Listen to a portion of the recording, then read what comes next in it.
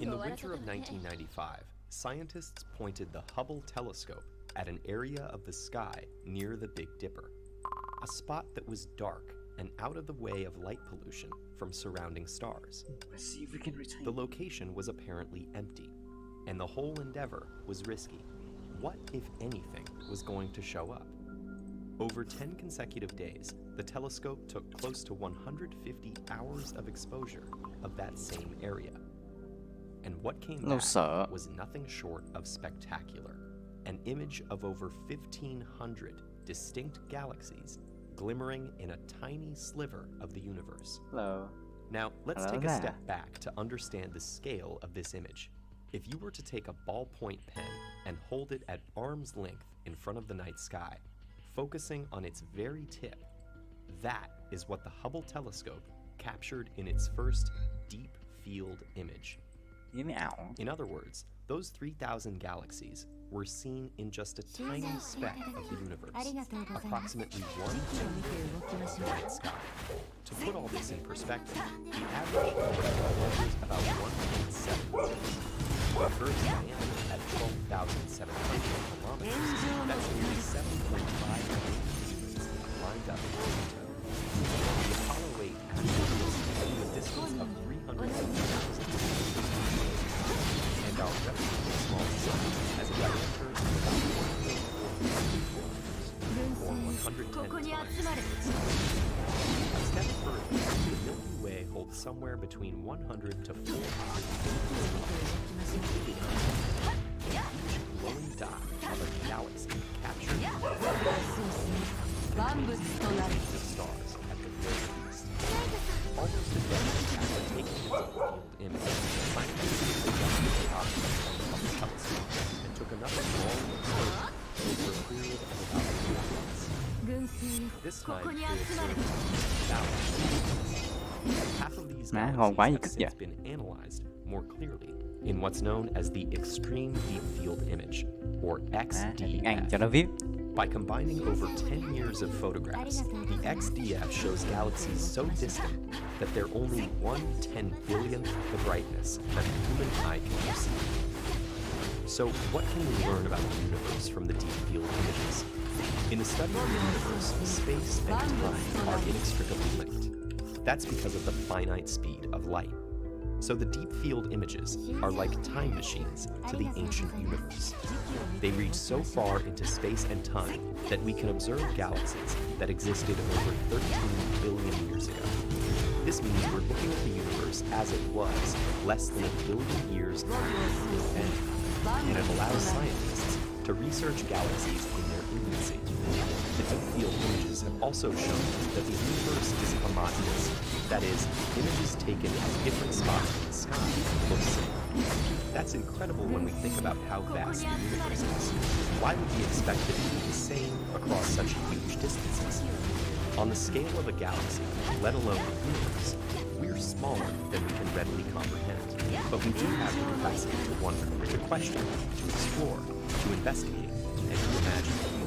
So the next time you stand gazing up at the night sky, take a moment to think about the enormity of what is beyond the universe, out in the dark spaces between the stars.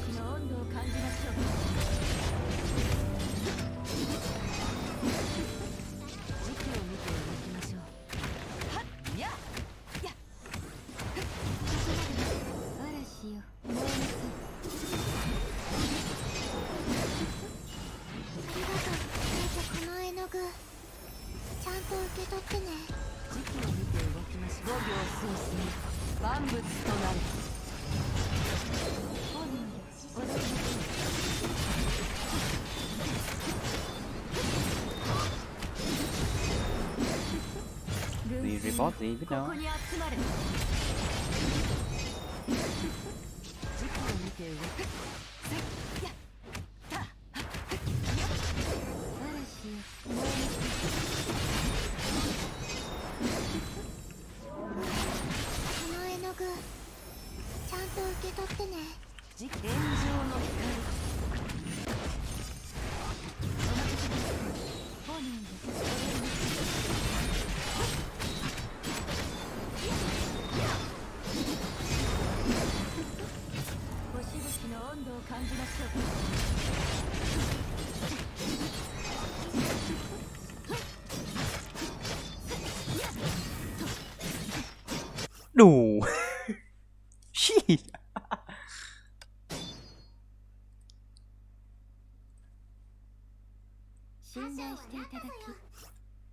tiếng Anh tiếp nào, học tiếng Anh tiếp. What's English? Or do you want British? More than 6,000 light years from the surface of the Earth, a rapidly spinning neutron star called the Black Widow pulsar blasts its companion brown dwarf star with radiation as the two orbit each other every 9 hours.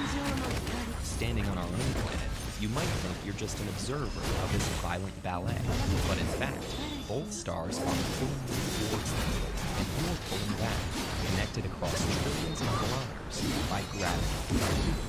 Gravity is the attractive force between two objects with mass, any two objects with mass, which means that every object in the universe attracts every other object. Every star, black hole, human being, smartphone, and atom are all constantly pulling on each other.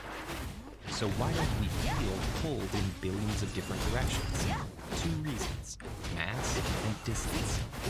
The original equation describing the gravitational force between 2 objects was written by Isaac Newton in 1687. Scientists' understanding of gravity has evolved since then, but Newton's law of universal gravitation is still a good approximation in most situations. It goes like this.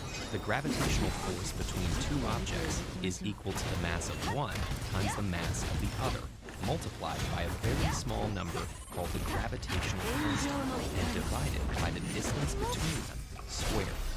If you doubled the mass of one of the objects, the force between them would double too. If the distance between them doubled, the force would be 1/4 as strong.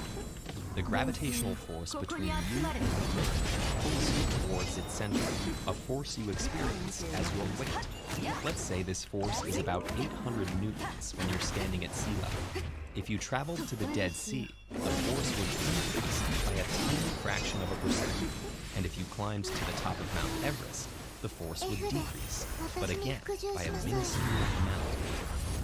Traveling higher would make a bigger dent in gravity's influence, but you won't escape it. Gravity is generated by variations in the curvature of space-time, the 3 dimensions of space plus time, which bend around any object. Gravity from Earth reaches the International Space Station 400 kilometers above the Earth with almost its original intensity. If the space station was stationary on top of a giant column, you'd still experience 90% of the gravitational force there that you do on the ground. Astronauts just experience weightlessness because the space station is constantly falling towards Earth. Fortunately, it's orbiting the planet fast enough that it never hits the ground. By the time we made it to the surface of the Moon, around 400,000 kilometers away, Earth's gravitational pull would be less than 0.03% of what we feel on Earth. The only gravity you'd be aware of would be the Moon's, which is about 1/6 as strong as the Earth's. Travel farther still, and Earth's gravitational pull on you will continue to decrease, but never drop to 0. Even safely tethered to the Earth, we're subject to the faint tug of distant celestial bodies and nearby earthly ones. Why are you dead? The sun exerts a force of about 1/2 Newton on you. If you're a few meters away from a smartphone, you'll experience a mutual force of a few piconewtons. That's about the same as the gravitational pull between you and the Andromeda Galaxy, which is 2.5 million light-years away, but about 1 trillion times as massive as the sun. But when it comes to escaping gravity, there's a loophole. If all the mass around us is pulling on us all the time, how would Earth's gravity change if you tunneled deep below the surface, assuming you could do so without being cooked or crushed? If you hollowed out the center of a perfectly spherical Earth, which it isn't, but let's just say it were, you'd experience an identical pull from all sides. And you'd be suspended, weightless, only encountering the tiny pulls from other celestial bodies. So you could escape the Earth's gravity in such a thought experiment, but only by heading straight into it.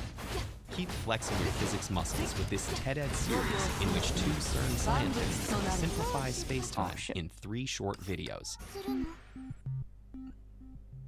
Space-time. 時期を見て動きましょう。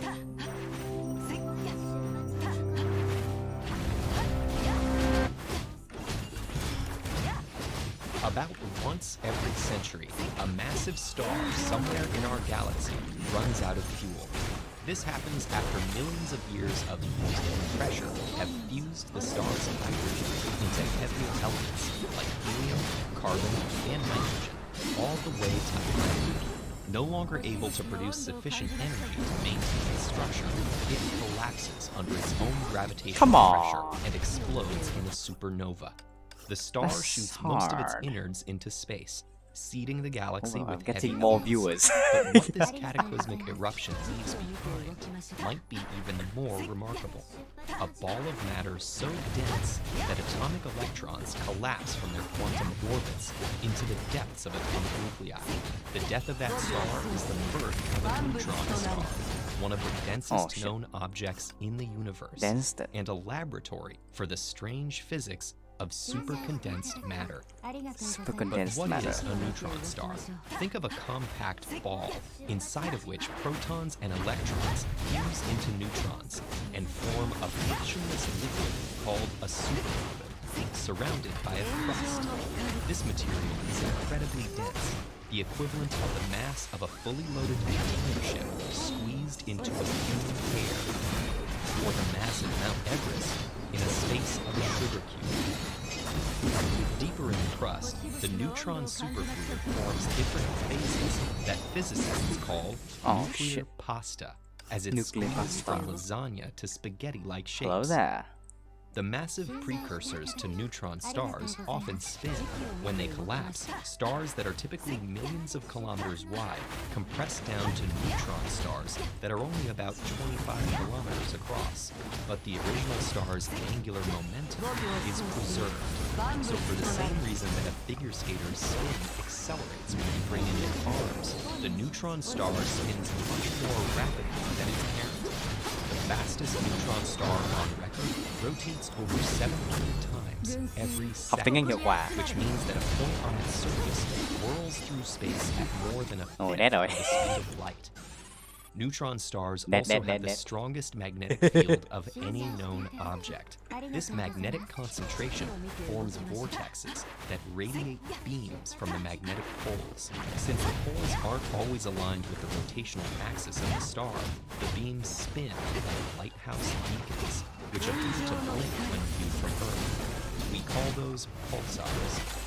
The detection of one of these tantalizing flashing signals by astrophysicist Jocelyn Bell in 1967 was, in fact, the way we indirectly discovered neutron stars in the first place. An aging neutron star's furious rotation slows over a period of billions of years as it radiates away its energy in the form of electromagnetic and gravity waves. But not all neutron stars disappear so quietly. For example, we've observed binary systems where a neutron star co-orbits another star. A neutron star can feed on a lighter component, forging on its more loosely bound atmosphere before eventually collapsing cataclysmically into a black hole. While many stars exist as binary systems, only a small percentage of those end up as neutron star binaries, where two neutron stars circle each other in a waltz doomed to end as a merger. When they finally collide, they send gravity waves through space-time like ripples from a stone thrown to a pond. Einstein's theory of general relativity predicted this phenomenon over 100 years ago, but it wasn't directly verified until 2017, when gravitational wave observatories LIGO and Virgo observed a neutron star collision. Other telescopes picked up a burst of gamma rays and a flash of light, and later X-rays and radio signals, all from the same impact. That became the most studied event in the history of astronomy. It yielded a treasure trove of data that's helped pin down the speed of gravity, bolster important theories in astrophysics, and provide evidence for the origin of heavy elements like gold and platinum. Neutron stars haven't given up all their secrets yet. LIGO and Virgo are being upgraded to detect more collisions. That'll help us learn what else the spectacular demise of these dense, pulsating, spinning magnets tells about the universe. Continue exploring the mysteries of the universe with this playlist. Để xem có bị report hay không. Không thấy bị bản quyền gì hết. Stream được. Má quá đỉnh. 635. Thêm nào. Giờ mới có 7 giờ. If you were to take any everyday object, say a coffee cup, and break it in half, then in half again, and keep carrying on, where would you end up? Could you keep on going forever? Or would you find a set of indivisible building blocks out of which everything is made? Physicists have found the latter, that matter is made of fundamental particles, the smallest things in the universe. Particles interact with each other according to a theory called the Standard Model. The Standard Model is a remarkably elegant encapsulation of the strange quantum world of indivisible, infinitely small particles. It also covers the forces that govern how particles move, interact, and bind together to give shape to the world around us. So how does it work? Zooming in on the fragments of the cup, we see molecules made of atoms bound up together. A molecule is the smallest unit of any chemical compound. An atom is the smallest unit of any element in the periodic table. But the atom is not the smallest unit of matter. Experiments found that each atom has a tiny density nucleus surrounded by a cloud of even tinier electrons. The electron is, as far as we know, one of the fundamental indivisible building blocks of the universe. It was the first standard model particle ever discovered. Electrons are bound to an atom's nucleus by electromagnetism. They attract each other by exchanging particles called photons, which are quanta of light that carry the electromagnetic force, one of the fundamental forces of the standard model. The nucleus has more secrets to reveal, as it contains protons and neutrons. Though once thought to be fundamental particles on their own, in 1968 physicists found that protons and neutrons are actually made of quarks, which are indivisible. A proton contains 2 up quarks and 1 down quark. A neutron contains 2 down quarks and 1 up. The nucleus is held together by the strong force, another fundamental force of the Standard Model. Just as photons carry the electromagnetic force, particles called gluons carry the strong force. Electrons, together with up and down quarks, seem to be all we need to build atoms and therefore describe normal matter. However, high-energy experiments reveal that there are actually 6 quarks: down and up, strange and charm, and bottom and top. And they come in a wide range of masses. The same was found for electrons, which have heavier siblings called the muon and tau. Why are there 3 and only 3 different versions of each of these particles? This remains a mystery. These heavy particles are only produced for very brief moments in high energy conditions and are seen in everyday life. This is because they decay very quickly into the lighter particles. Such decays involve the exchange of force-carrying particles called the W and Z, which, unlike the photon, have mass.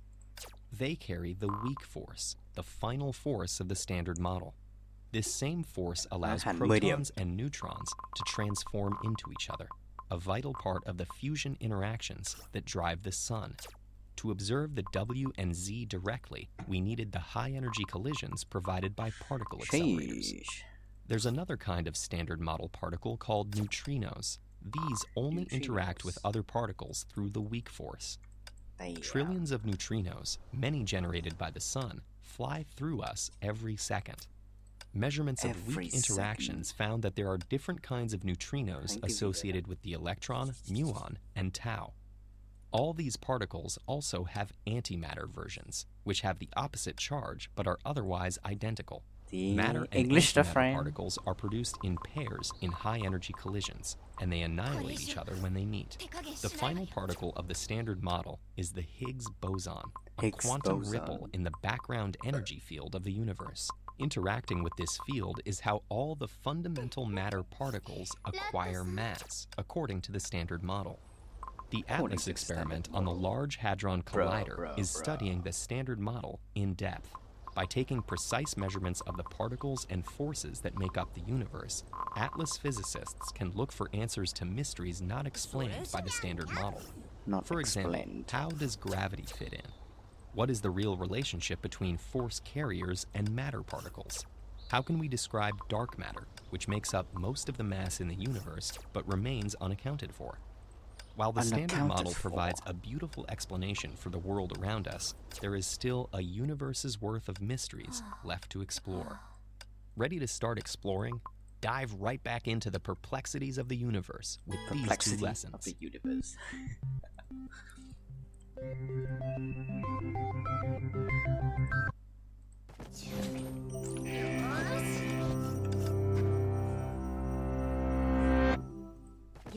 85% of the matter in our universe is a mystery. We don't know what it's made of, which is why we call it dark matter. But we know it's out there because we can observe its gravitational attraction on galaxies and other celestial objects. We've yet to directly observe dark matter, but scientists theorize that we may actually be able to create it in the most powerful particle collider in the world. That's the 27-kilometer-long Large Hadron Collider, or LHC, in Geneva, Switzerland. So how would that work? In the LHC, two proton beams move in opposite directions and are accelerated to near the speed of light. At 4 collision points, the beams cross, and protons smash into each other. Protons are made of much smaller components called quarks and gluons. In most ordinary collisions, the two protons pass through each other without any significant outcome. However, in about 1 in a million collisions, two components hit each other so violently that most of the collision energy is set free, producing thousands of new particles. It's only in these collisions that very massive particles, like the theorized dark matter, can be produced. The collision points are surrounded by detectors containing about 100 million sensors. Like huge three-dimensional cameras, they gather information on those new particles, including their trajectory, electrical charge, and energy. Once processed, the computers can depict a collision as an image. Each line is the path of a different particle, and different types of particles are color-coded. Data from the detectors allows scientists to determine what each of these particles is, things like photons and electrons. Now, the detectors take snapshots of about 1 billion of these collisions per second to find signs of extremely rare, massive particles. To add to the difficulty, the particles we're looking for may be unstable and decay into more familiar particles before reaching the sensors. Take, for example, the Higgs boson, a long-theorized particle that wasn't observed until 2012. The odds of a given collision producing a Higgs boson are about 1 in 10 billion, and it only lasts for a tiny fraction of a second before decaying. But scientists developed theoretical models to tell them what to look for. For the Higgs, they thought it would sometimes decay into 2 photons. So they first examined only the high-energy events that included 2 photons. But there's a problem here. There are innumerable particle interactions that can produce 2 random photons. So how do you separate out the Higgs from everything else? The answer is mass. The information gathered by the detectors allows the scientists to go a step back and determine the mass of whatever it was that produced 2 photons. They put that mass value into a graph and then repeat the process for all events with 2 photons. The vast majority of these events are just random photon observations, what scientists call background events. But when a Higgs boson is produced and decays into 2 photons, the mass always comes out to be the same. Therefore, the telltale sign of the Higgs boson would be a little bump sitting on top of the background. It takes billions of observations before a bump like this can appear, and it's only considered a meaningful result if that bump becomes significantly higher than the background. In the case of the Higgs boson, the scientists at the LHC announced their groundbreaking result when there was only a 1 in 3 million chance this bump could have appeared by a statistical fluke. So back to the dark matter. If the LHC's proton beams have enough energy to produce it, that's probably an even rarer occurrence than the Higgs boson. So it takes quadrillions of collisions, combined with theoretical models, to even start to look. Wait a second.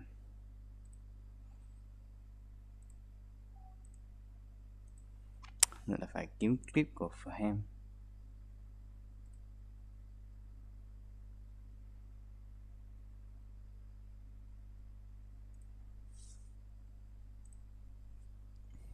Kiếm được con ô tô đầu tiên chắc lòi mắt.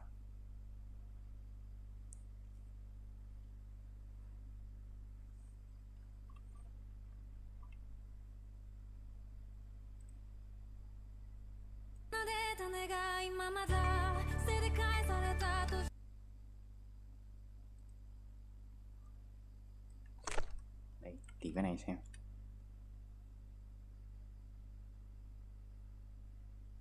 Má, quá đỉnh.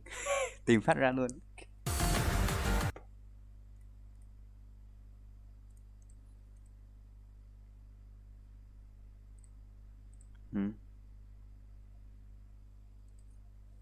Xấp xỉ 300.000 km/giây.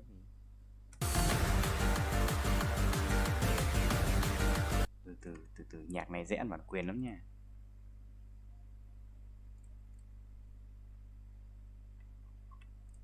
Bật cái kia lên tiếp. That's what the LHC is currently doing. By generating a mountain of data, we're hoping to find more tiny bumps in graphs that will provide evidence for yet unknown particles like dark matter. Or maybe what we'll find won't be dark matter, but something else that would reshape our understanding of how the universe works entirely. That's part of the fun at this point. We have no idea what we're going to find. Every TED-Ed video you've seen is the result of many months of hard work from people all over the world. For example, this quirky video about particle physics was a collaboration between the TED-Ed team, a scientist at CERN, a handful of script editors in New York, and an animator in the UK. And now, after 5 months of creative collisions, the video exists. And it's free for you and everyone else in the world to learn from and to share forever. As our channel grows, we'd love to take on bigger and bolder collaborations. But TED-Ed is a non-profit, so we can't do that without a little extra help. So if you enjoy TED-Ed videos, please help us make more of them by supporting our work on patreon.com/TEDEd. As always, thanks for watching.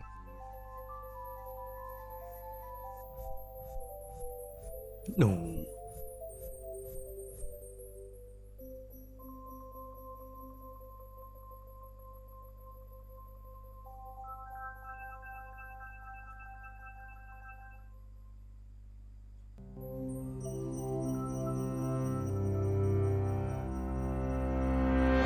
Đủ nhạc hợp vãi. Black holes are among the most destructive objects in the universe.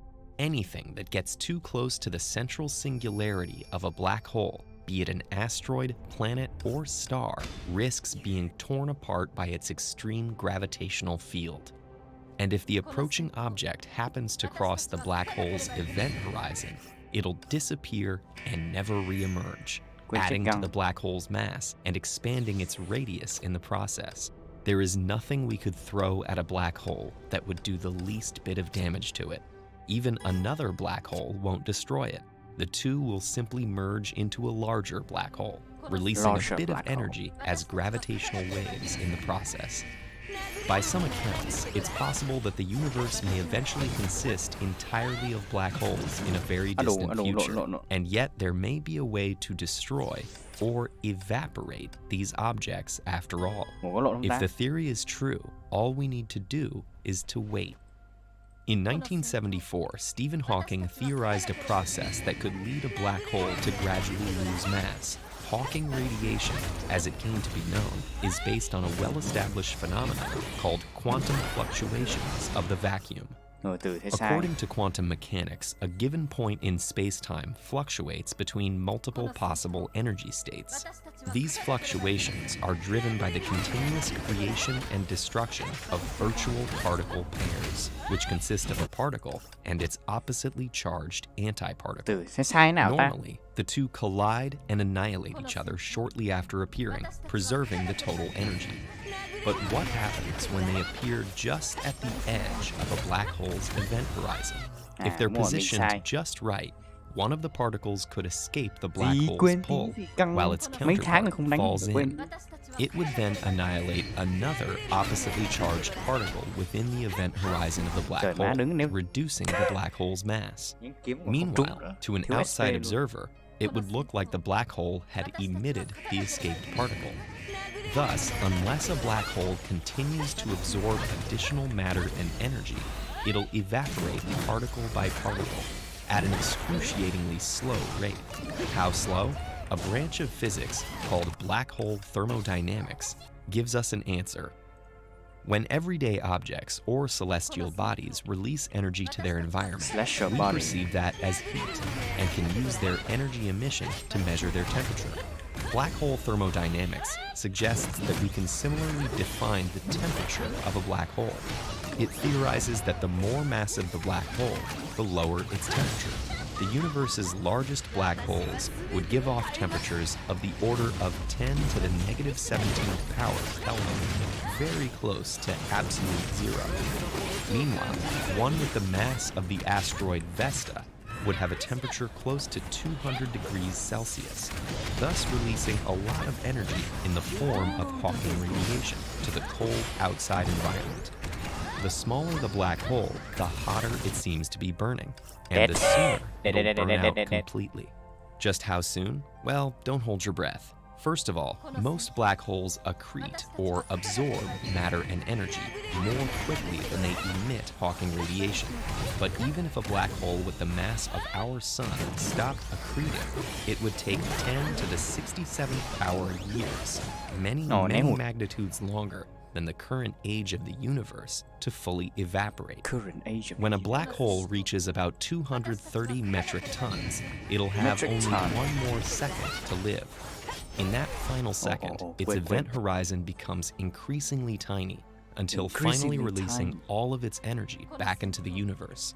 And while Hawking radiation has never been directly observed, some scientists believe that certain gamma-ray flashes detected in the sky are actually traces of the last moments of small primordial black holes formed at the dawn of time. Eventually, in an almost inconceivably distant future, the universe may be left as a cold and dark place.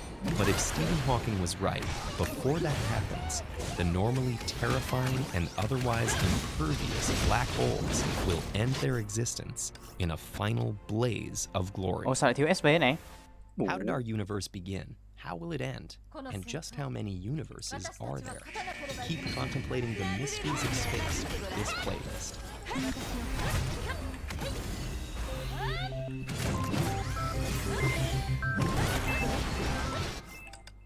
Đủ lag quá. Ý là player lag.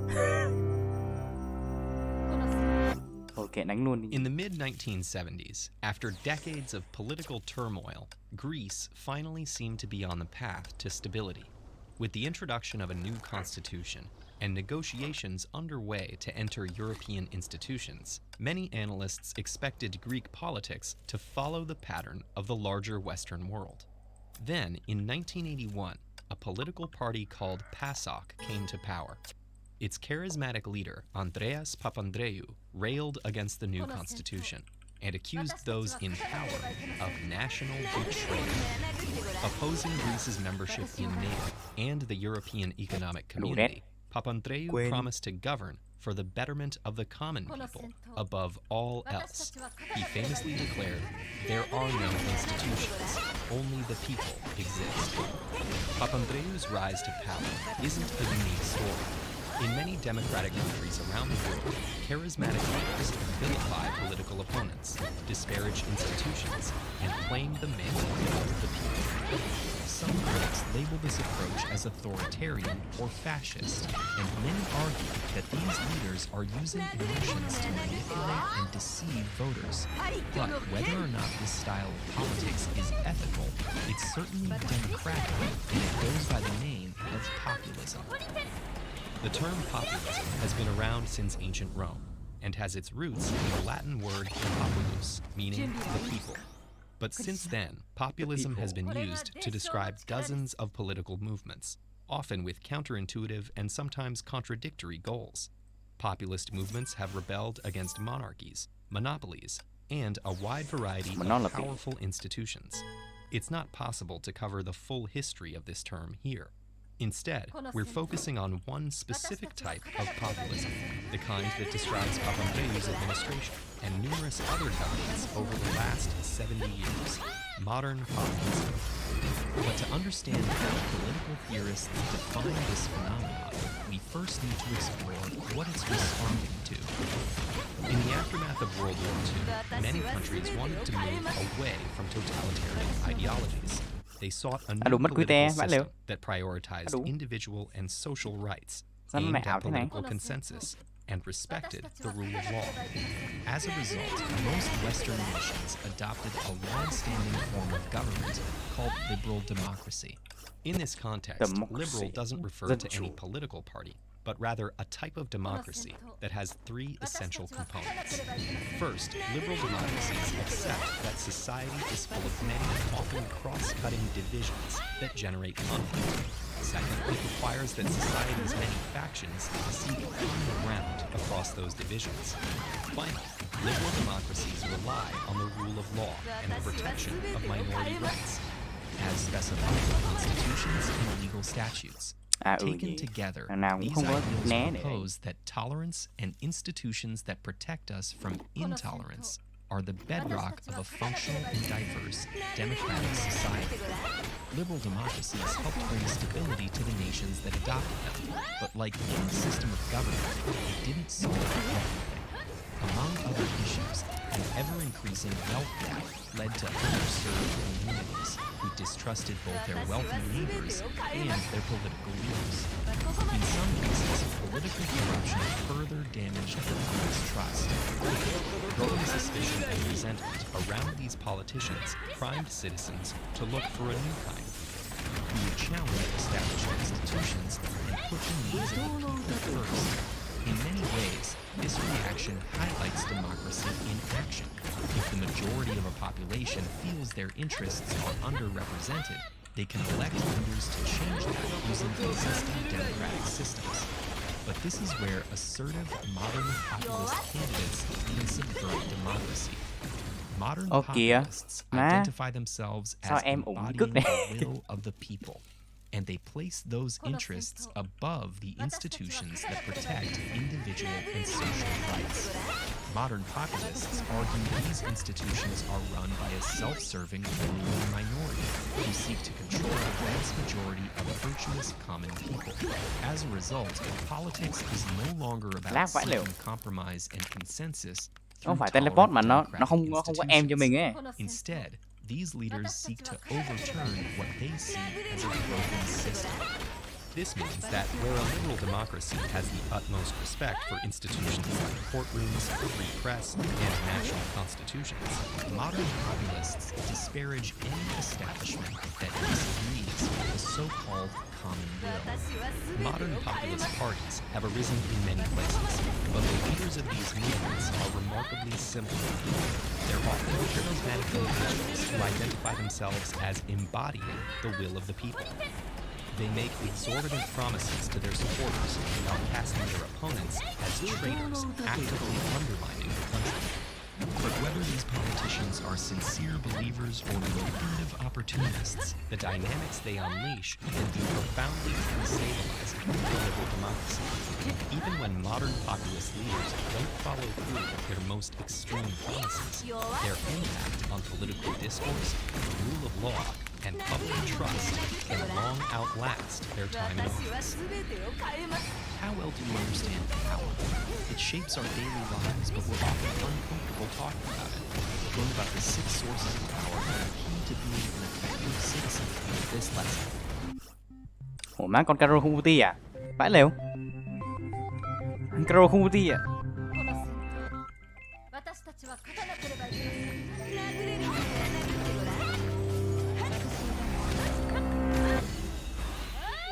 In all times and places in our history, human beings have wondered, where did we come from? What's our place in the world? What happens to us after we die? Religions are systems of belief that have developed and evolved over time in response to these and other eternal mysteries. Từ kênh nó bắt đầu thiên về khoa học xã hội quá rồi.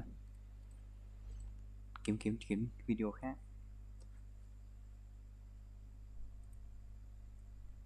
Could we live on Mars? Video khác mà, kiểu nó autoplay thôi. この戦闘私たちは勝たなければいけません殴れるよね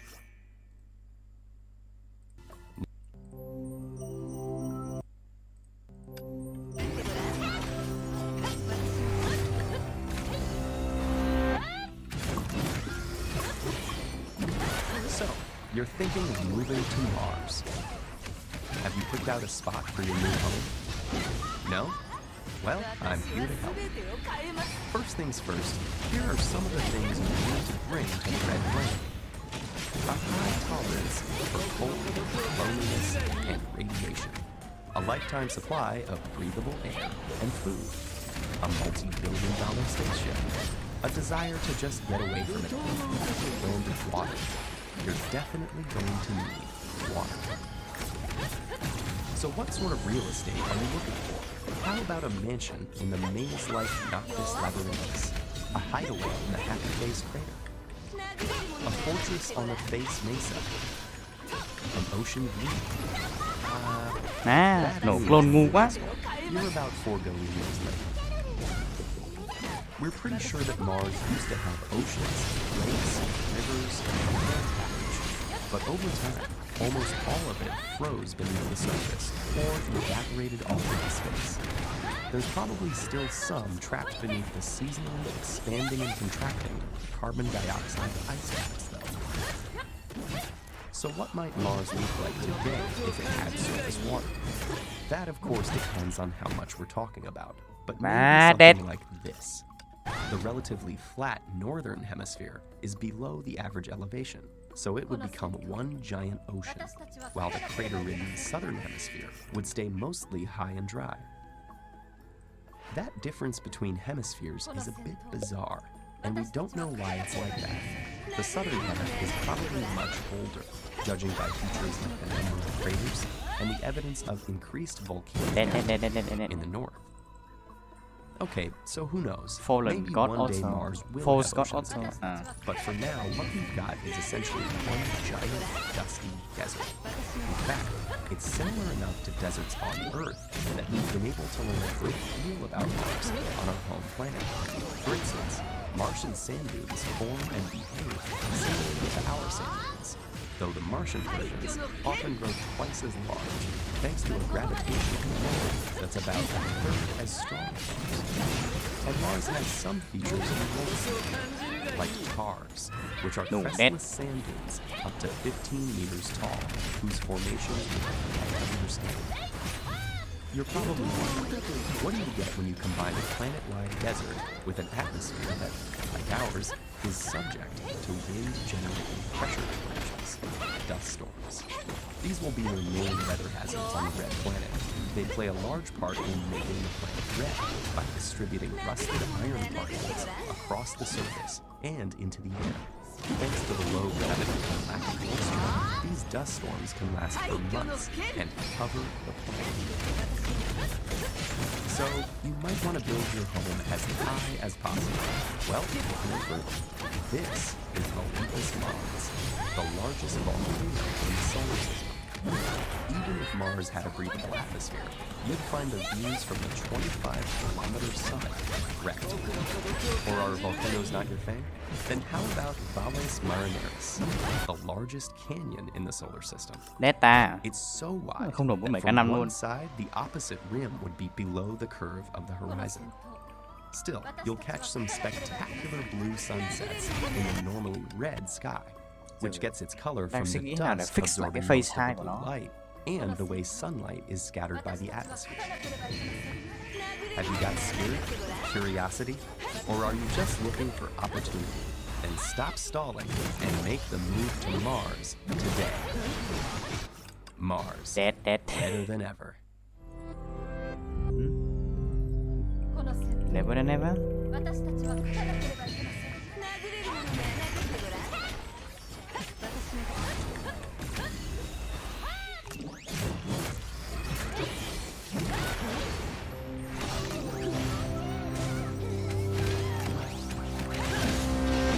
Your dog loves to curl up on the couch, but so do you.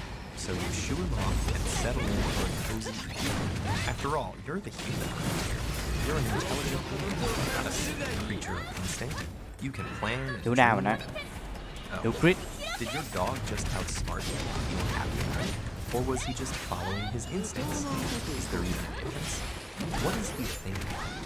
Well, it depends on what we mean by thinking and the criteria we use to evaluate it. Aristotle and Descartes both used the criteria of instinct and intelligence to divide animals from humans.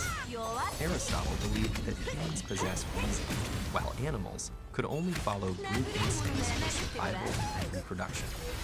Almost 2,000 years later, Descartes suggested a more extreme version of that idea, arguing that animals following instincts were indistinguishable from robots responding mechanically to stimuli in their environments.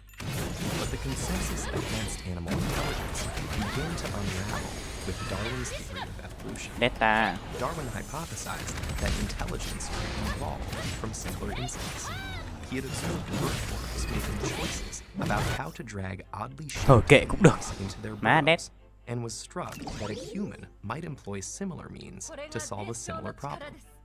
And if, as he thought, humans are descended from simpler creatures, then perhaps our minds lie at the far end of a continuum, 2% cho differing nhanh. from theirs in degree, but not Hơi in đâu mà kind. try 0.2 nữa. Recent experiments showing that many species can solve complex problems confirm Darwin's initial hypothesis. Elephants use objects to reach inaccessible places. Crows make their own Inaccessible tools places. and can use water Những nơi không thể displacement to get a reward. với đến. Octopuses can open jars after watching others do so, and can even remember the process months later. Such Octopuses. tasks involve considering aspects of a problem separately from the immediate situation and retaining the strategy for later use. Still, while animals can solve complex problems, how do we know what, or even that, they are thinking? Behaviorists such as Pavlov and Thorndike argued that animals that appear to think are usually only responding to reward or punishment. This was the case with clever Hans, a horse with the amazing ability to tap out answers to math problems. But it turns out Math Hans problem. wasn't especially good at math, but at reading his unwitting trainer's subtle, Thì vậy sao? non-verbal cues for when to stop tapping. So Hans couldn't count. But does that mean he wasn't thinking? After all, he could interpret nuanced social messages, a quality he shared with many other non-human animals. Non-human Elephants animals. recognize each other after years apart and even seem to mourn their dead. Bees communicate using a special waggle dance to indicate the location and quality of a food source to other bees. Chimpanzees engage in complex ta? deception schemes, suggesting not only do they think, but they understand that others do too. And then there is Alex the grandparent, who could use human language to distinguish the colors and shapes of absent objects, and even understand abstract concepts like ngon quá bigger nhờ. and Best smaller. Buddy. That sounds a lot like I have to intelligence, baga em. and not just the work of mindless machines. But while a non-human animal can solve problems and even communicate, for humans, thinking also involves consciousness. Come The on, why is ability it to so hard to reflect on catch our up? actions, not simply to perform them. Yeah. So far, none of our studies tell us if having the intelligence to outsmart us means that our dog can also feel good about doing so. What we really want to know is, what is it like to be a dog, or an octopus, or a crow? Ăn đủ, ăn đủ, ăn đủ. Philosophers of mind call this the hard problem, because while you and I can report what it feels like to be a human, nobody speaks horse. Even a talking parrot like Alex couldn't tell us how he feels about the colors he could name. And what if consciousness comes in different forms? Would we even recognize the consciousness of humans? For that matter, how can we know Ủa for sao không sure split ta? that other people have consciousness?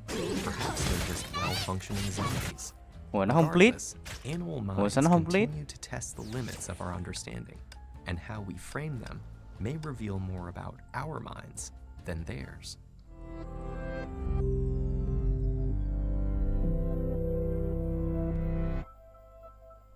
À, landing trúng thì nó mới split. Đều vãi lều.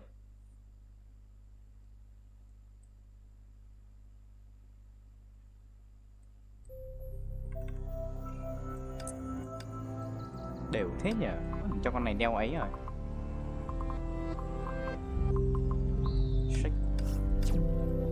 No, this is The ancient is just Greeks had a Eli great Dante. idea. The universe is simple. I In their prefer minds, Eli all you Dante, needed bro. to make it were 4 elements: earth, air, fire, and water. 作戦開始 As theories go, it's a beautiful one. It has simplicity and elegance. It says that by combining the 4 basic elements in different ways, you can choose all the wonderful diversity of the universe. What Earth the and fuck fire, is for wrong example, with this SP give you pack? things that are dry, 作戦 air 開 and 始 water, things that are wet. But as theories go, we have a problem. Physics predicts anything that can be measured. And No wonder measurement thing is gonna the basis use of the experimental science. the Worse still, the theory was wrong. But the Hecate Greeks were great cross. scientists of the mind, and in the 5th century BC, Leucippus of Miletus came up with one of the most enduring scientific ideas ever. 作戦開始 Everything we see is made up of tiny, indivisible bits of stuff called This theory is simple and elegant, and it has the advantage over the earth, air, fire, and water theory of being Come on. Centuries of Why is this so scientific hard thought and to get? experimentation have established that the real elements, things like hydrogen, carbon, and iron, can be broken down. In Leucippus' theory, the atom is the smallest indivisible bit of stuff that's still recognizable as hydrogen, carbon, or iron. The only thing wrong with Leucippus' idea is that atoms are indivisible. Furthermore, his atoms idea turns out to explain just a small part of what the universe is made of. What appears to be ordinary substance is in fact quite Oh rare. shit. That was Leucippus's so atoms, and the close. things they're made of, actually make up only about 5% of what we know to be there.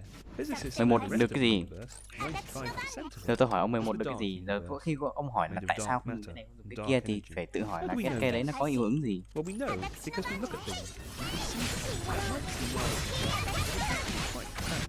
All Liệu the hiệu stuff ứng của that's nó có made mạnh up hơn được of cái things này is không? visible. Mà Light tại sao người bounces ta off lại it dùng cái này? and we can see Đó, it. phải When hỏi we như look thế. out into space, we see stars and galaxies. Some of them, like the one we live in, are beautiful spiraling ships spinning gracefully through space. When scientists first measured the motion of groups of galaxies in the 1930s and weighed the amount of matter they contained, they were really surprised. They found that there's not enough visible stuff in those groups to hold them together. Later measurements of individual galaxies confirmed this puzzling theory. There's Má, simply cục not SP. enough visible stuff in Vãi cục galaxies to SP. provide enough gravity Đù. to hold them together. From what we can This see, they ought this to fly SP apart, pack. but they Sus. don't. So there must be stuff there that we can't. We call it dark matter. The best evidence for dark matter today comes from measurements of something called the cosmic microwave. All of the evidence we have says that dark matter Sus. is there and accounts for much of the stuff in those beautiful 1 second, of spiral course. galaxies As that you can fill the see, heavens. I don't know. So where does that leave us? I don't even have enough We've all damage known that the heavens do not revolve to kill around it as us, ultimate. and that we're residents of a fairly ordinary planet, orbiting a fairly ordinary star, in a spiral arm of a fairly ordinary galaxy. The discovery of dark matter took us one step further away Đúng rồi, from the như bây center. giờ lười phải lèo ra. It told us that the stuff we're made of is only a small fraction of what makes up the universe. But there was more to come. Early this century, scientists studying the outer reaches of the universe confirmed that not only is everything moving apart from everything else, as you'd expect in a universe that began in a hot, dense Big Bang, but that I the have universe's 2 expansion Paga M, also seems as to you be can see. This is accelerating. MB. What's that? Actually 3. Either there's some This kind is of energy pushing TM. this acceleration, This is just like you MB. provide energy to accelerate a car, Actually or it's gravity 3 does not though. behave exactly as we think. Most scientists think it's the former, that there's some kind of energy 1, 2, driving the 3. acceleration, See? and they've called it dark energy. Today's best measurements allow us to work out It just was- how much it of was the universe 4, is dark. It but looks I as if dark salvaged energy one. makes up about 68% of the universe, and dark matter about 27%, leaving just 5% for us and everything else we can 今日 actually の仕 see. 事は全部 So what's the dark stuff made of? We don't know, but there's one theory called supersymmetry that could explain some of it. Còn đâu quy là mấy ta. Supersymmetry, or SUSY for short, predicts a whole range of new particles, some of which could make up the dark matter. If we found evidence for SUSY, we could go from understanding 5% of our universe, the things we can actually see, to around a third. Not bad for a day's work. Dark energy will probably be harder to understand, but there are some Lon vậy speculative theories sao? out there that might Cái point game the way. 11 Among thờ, them cái are game theories that go 11 back to that first great idea là nó of chỉ the boost ancient grid rate Greeks. thôi. The idea that we began with several minutes ago. Teammate, The nearby idea teammates that the gain universe 20% must grid be rate. simple. Hết. These theories predict that there is just a single element Thì from grid which all rate the thì universe's grid thì wonderful reroll được, diversity stems, nó cần làm gì đâu, đúng a không? vibrating string. Cái cây The này idea thì is nó that all the có particles we know today are just có different hit. harmonics on the string. Nó có Unfortunately, hit count string theories today với lại are as yet untestable. But with so much ở of the đây là universe waiting to be 10% explored, the vật lý stakes nhận. are high. Does all this make you feel small? mà nó stuck liên tục. It shouldn't. Instead, you should marvel 10 at the mình fact lý nhận trong that, vòng as far 8 as giây we know, nhưng mà you nó are a stuck liên member tục of từ the cái only hit species của in cái the cây này. universe able Đấy, even to begin cái này nó to còn có hit grasp nữa, its cái meaning. hit ấy And nó you're còn living at the right time to see our giúp understanding được cho con of this word. FT. ロザリア登場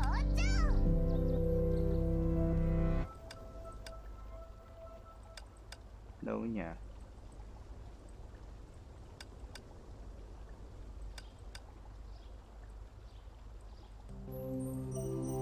Nó có một cái dòng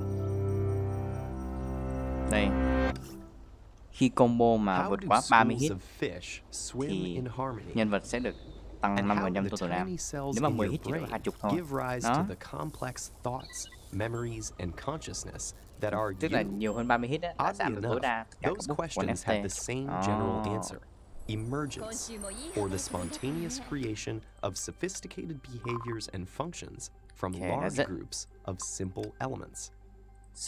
Like many 645. animals, fish haven't stick recorded. together in groups. But that's not just because they enjoy each other's company. It's a matter of survival. Schools of fish exhibit complex swarming behaviors that help them evade hungry predators, while a lone fish is quickly singled out as easy prey. Ooh. So which brilliant fish leader is the one in charge? It's Actually, the YouTube no channel one of is, Ted, and you know. everyone is. So what does that mean? Ted. While the school of fish is elegantly twisting, turning, and dodging sharks in what looks like deliberate coordination, each individual fish is actually just following two basic rules that have nothing to do with the shark. Two basic One, rules. stay close but not too close to your neighbor. And Stay two, close but not too close. keep swimming. Keep swimming. Stay close but not too close and keep swimming. Individuals, the fish are focused on the minutiae of these You dead? local interactions. Oh my god, why But you if dead? enough fish join the group, something remarkable happens. The movement of individual fish is eclipsed by an entirely new entity, the school, which has its own unique set of behaviors. The school isn't controlled by The any school. single fish. The It school simply is a group of emerges fish. if you have enough fish following the right set of Sus. local rules. It's like an accident that happens over and over again, allowing can't see fish the school. all across the ocean to reliably avoid predation. And it's not just fish. Emergence is a basic property of many complex systems of interacting elements. For example, the specific way in which millions of grains of sand collide and tumble over each other almost always produces the same basic pattern of ripples. And when moisture freezes in the atmosphere, the specific binding Thì đấy nhìn properties scam of vậy water cả lên. molecules reliably produce Video thì xem weaving rồi, lattices scam vậy. that form into beautiful snowflakes. What makes emergence so complex Wish is that you Finn can't Moy sponsor me a understand new it VR by set. simply taking I it mean the apart new like the engine of a car. 仕事が終わっ Taking graphic things card. apart is a good first step to understanding a complex system. Unranked. But if you reduce a school of fish to individuals, it loses What the you ability doing? to I'm evade trying to help. predators, and What there's you nothing doing? left to You don't need study. my help, huh? And if you reduce the brain to individual neurons, This you're idiot left hide. with something that is If you notoriously log in again, I will unreliable not help you anymore. and nothing like how we think and behave, at least most of the time. Regardless, whatever you're thinking about right now isn't reliant on a single neuron lodged in the corner of your brain. Rather, the mind emerges from the collective activities of many, many neurons. There are billions of neurons in the human brain and trillions of connections between all those neurons. Trillion of connections. When you turn such a complicated system like that on, it could behave in all sorts of weird ways, but it all doesn't. sort of weird. The neurons in our brain follow simple rules, just like the fish, so that as a Bắt tóc kia group, nào đâu. their activity self-organizes into reliable patterns that let you do things like recognize faces, successfully repeat the same task over and over again, and keep all those silly little habits that everyone likes about you. So, what are the simple rules when it comes to the brain? The basic function of each neuron in the brain is to either excite or inhibit other neurons. If you connect a few why neurons so dead? together into a simple circuit, you can generate rhythmic patterns of activity, feedback loops that ramp up or shut down a signal, coincidence detectors, and disinhibition, where two inhibitory neurons can actually activate another neuron by removing inhibitory breaks. As more and more Inhibitory. neurons are connected, increasingly complex patterns of activity Hồi emerge đó from nhìn the là thấy network. thiếu không có boss anti nữa. Soon, so many neurons are interacting in so many different ways at once that the system becomes chaotic. Chaotic. The trajectory of the network's activity Chaos, cannot be easily chaotic. explained by the simple local circuits described Thế earlier. nhờ. And yet, from this chaos, patterns can emerge, Tôi and chơi then chơi mẹ emerge tiếng hát again and again in a reproducible Hi, manner. yeah, I will try At with some point, these emergent the three patterns of support team. activity become sufficiently complex and curious to begin studying their own biological origins, not to mention emergence. And what we've found in emergent phenomena at vastly different scales is that same remarkable Wait, where's- characteristic as the fish display, She's that emergence doesn't require someone or something to be in charge. If the right rules are in place and some basic conditions are met, a complex system will fall into the same habits over and over again, turning chaos into Wait, order. does she have burst mode? That's true in the molecular pandemonium that lets your cells function, the tangled thicket no, of this neurons is not burst that mode. produces your thoughts Wow. and identity, your network of friends and family, all the way up to the structures and economies of our cities across the planet. Má cày thế nhỉ? How do schools of fish swim in harmony? They follow two rules. One, stay close but not too close together. Two, keep swimming. Two sisters take the same DNA test. The results show that one sister is 10% French, the other 0%. Both sisters share the same Oh, two come on. parents, and therefore the same set of ancestors. So how can one be 10% more the French fuck? than the other? Tests like these rely on our DNA to answer questions about our ancestry. But our DNA actually can't tell us about who we are or where we're from. DNA tests Oh, are shit, great shit, at shit. answering Wrong. some questions, Wrong. like who your parents are, but can provide baffling results to others, like whether you have ancestors from a particular region. To understand why, it helps to know where our DNA comes from in the first place. Each person's DNA consists of about 6 billion base pairs stored in 23 pairs of chromosomes, 46 That may seem like a dizzying amount of information, but 99% of our genes are shared in all.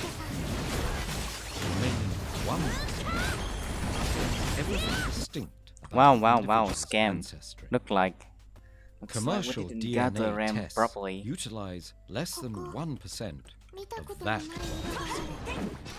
One chromosome in each pair comes from each parent. Oh no. These halves join at conception when a sperm and egg, each with Sperm only and 23 egg. chromosomes, combine. Sheesh. The story of our ancestry becomes muddled before conception. That's because the 23 chromosomes in a sperm or egg aren't identical to the chromosomes of every other cell in the body. As they go from a cell with 46 chromosomes to a sex cell with only 23, the chromosomes within Come on, each why don't pair you gather? swap some Gather sections. them. This process is called recombination, and it means Recombination. that every sperm, egg, contains single chromosomes that are a unique mashup of each pair. Recombination occurs uniquely in each sex cell, making two sisters' chromosomes má quên mặt. different not only from their parents, but from each other's. Recombination From each other. happens before conception, so you get exactly half of your DNA from each parent. But going further back, things get more complicated. Without recombination, you would get a quarter from each grandparent, an eighth from each great-grandparent, and so on. But because recombination happens Oh, every what? generation, How can those we numbers gather them? vary. The fuck? The more generations removed an ancestor is, The fuck? the more likely they won't be represented in your DNA at all. For example, without recombination, just 1/64 of your DNA would come from each ancestor 6 generations back. Because of recombination, that number could be higher. We don't really show how low as 0. So one sister isn't more French in the sense of having more ancestors than French. Instead, French ancestors are simply more rồi xong. represented in her DNA. Má. The Dùng những thương story này ngu rồi. doesn't end there. The tests don't trace the Thương là ngu rồi. DNA of the sister's actual French ancestors. We don't have access to the genomes of deceased individuals from previous generations. Instead, these results are based on the comparison to the DNA of people living in France today. The tests look for genetic markers or combinations of genetic markers. Rồi xong một con đứng xa xa These kia ấy markers nghi gì đó. are short sequences that appear in specific places. Lùm mía The sao đứng xa sister xa kia là sao? deemed more French shares genetic markers with people currently living in France. The assumption is that these shared markers indicate ancestors from the same France. It's important to note that the results are based on people who've had their genomes sequenced, 80 to 90% of which are of European descent. Cái Many lùm indigenous má. peoples are barely represented, if at all. Gì The vậy test trời? won't reveal heritage 3 con mà mới from gom 2 con nữa people nào. not Lục represented má, in game như the cứt vậy. database and shouldn't be used to prove race or ethnicity. And as more people get sequenced, Lùm má, có 3 con gom 2 con xong. looking further back, you may get a result like 2% Neanderthal. Though Neanderthals were separate species from humans, Worker 3 that con gom 2 2% con. doesn't Worker come out of the 99% of our genome shared among all humans, but the 1% that varies. That's because about 40,000 years ago, certain human populations interbred with Neanderthals, meaning some people alive today have Neanderthal ancestors. Many Neanderthal ancestors, in fact. There are so many generations in 40,000 years that a single Neanderthal's genetic contribution would be untraceable. You can be both 100% French and 2% Neanderthal. Though both come from the 1% of DNA that makes us vãi cả different, lồn. they're accounting for different things. Worker nhìn kìa. Cứ 3 con gom được 2 con. Looking for traces of our ancestry Mẹ đánh trầm cảm hơn cả BKE. gets complicated very quickly. Both the way we inherit DNA and the information available for testing makes it difficult to say certain things. What the fuck are you aiming at? 100% certain. Fuck. When you think of the discovery of DNA, you probably think This is of so 2 fucking names, cursed. Watson and Crick. But there is a third, unsung scientist whose name you should know. Get the story of the woman behind the double helix. This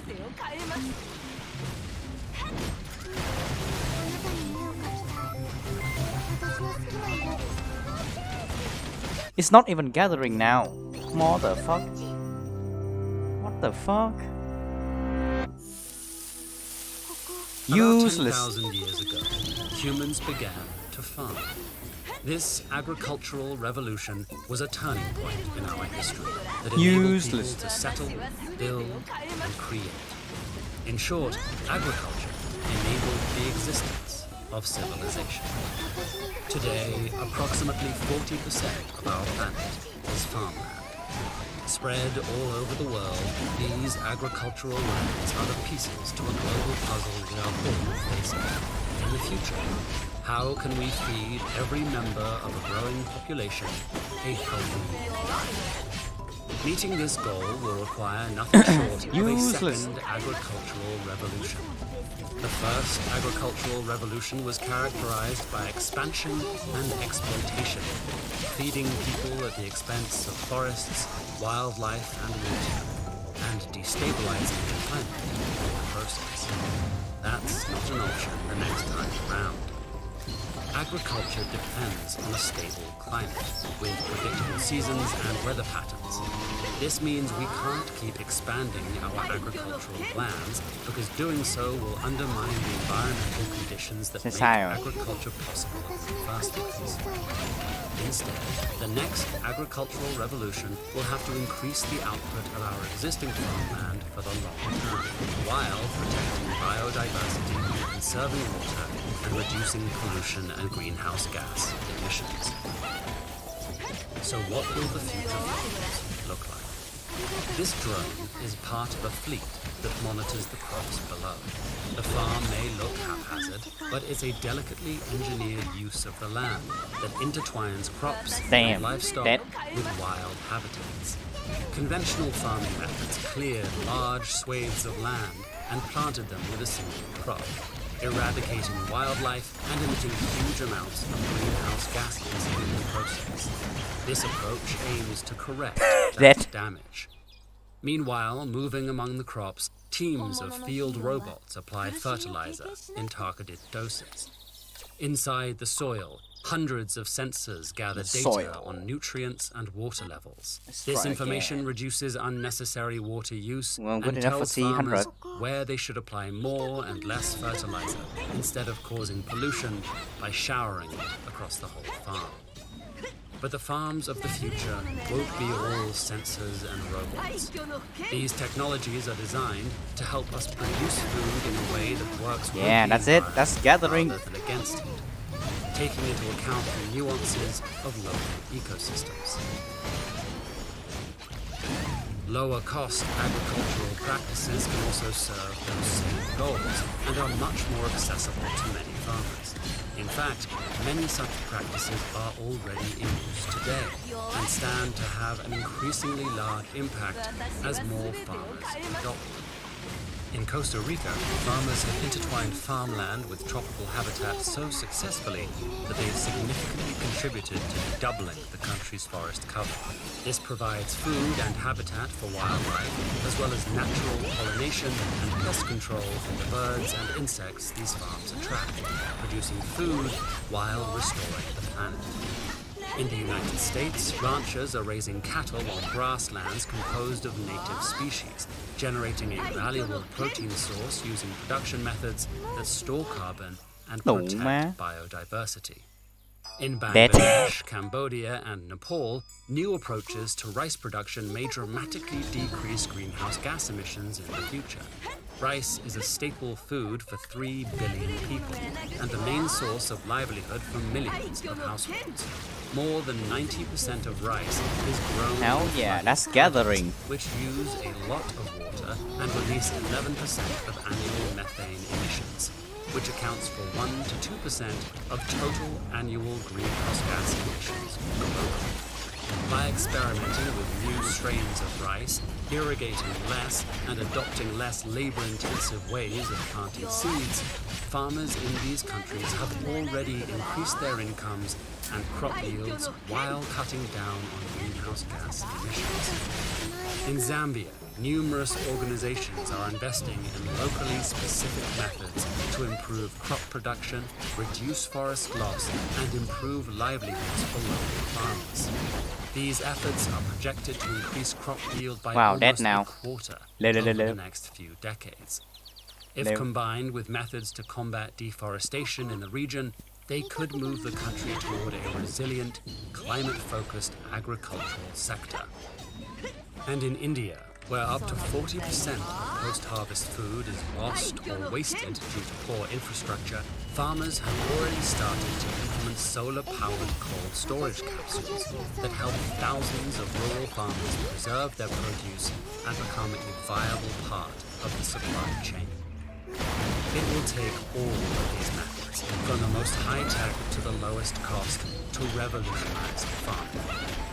High-tech interventions stand to amplify climate and conservation-oriented approaches to farming, and large producers will need to invest that's because you don't invest in technologies. BKE. Meanwhile, we'll have to expand access to the lower-cost methods for smaller-scale farmers.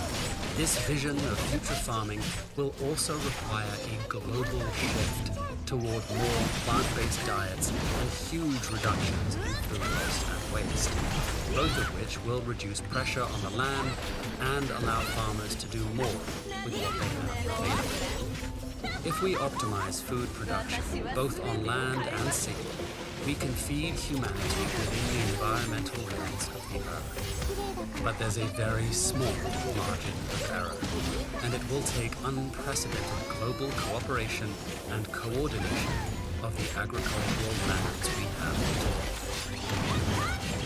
An agricultural revolution can start.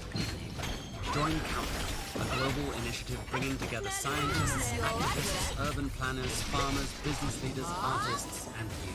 Together, we'll champion bold solutions to the climate crisis and turn those ideas into decisive action. Find out how you can be part of building a cleaner future by visiting ed.ted.com/countdown.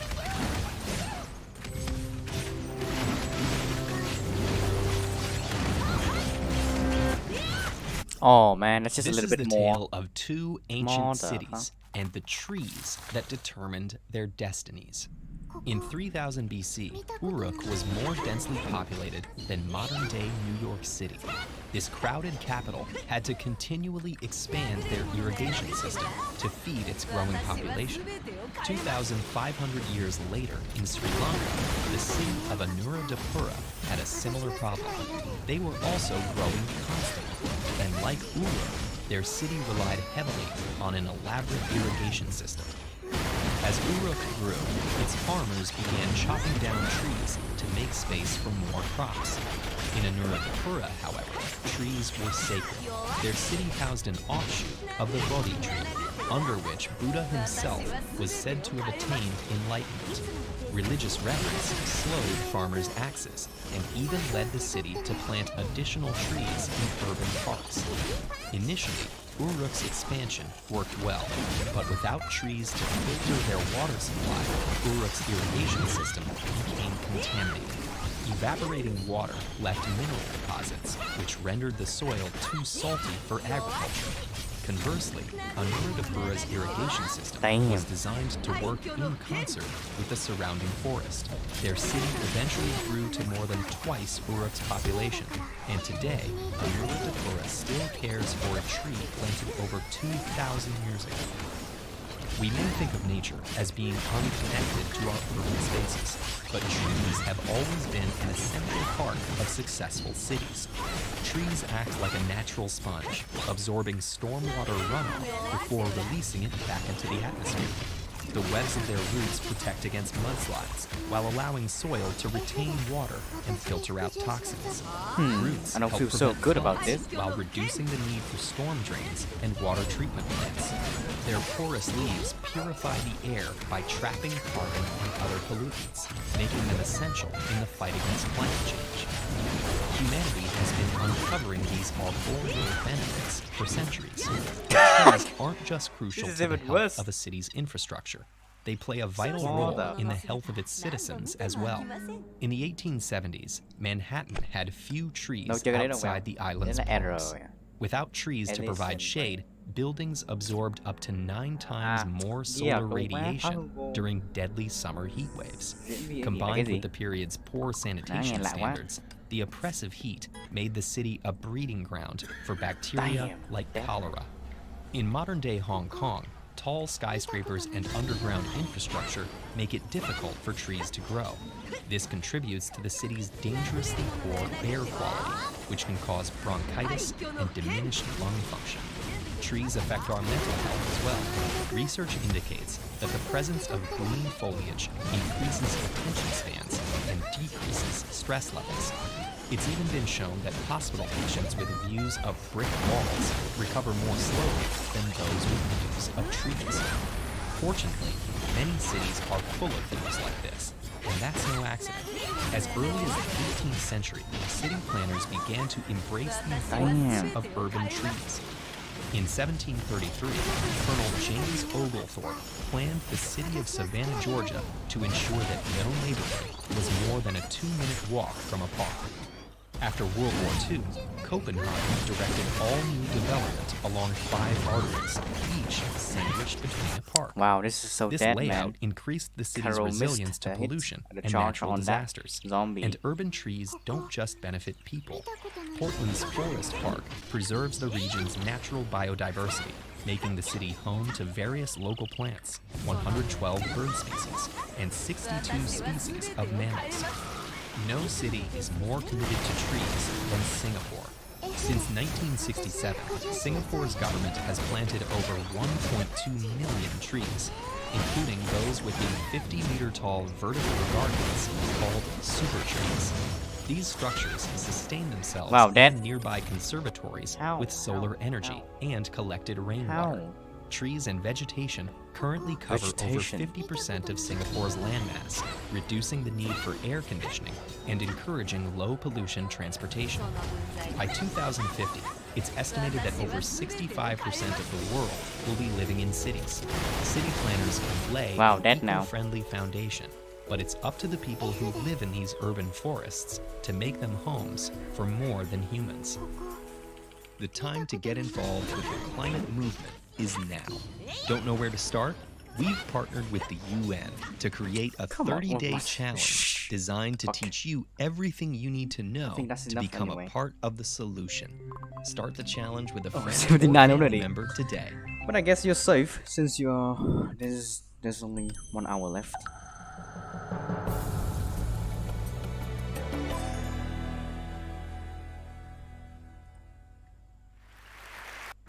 This one. I think that's it. I'm gonna go offline now. Goodbye. See you tomorrow. Or maybe not. Hehe. Yeet.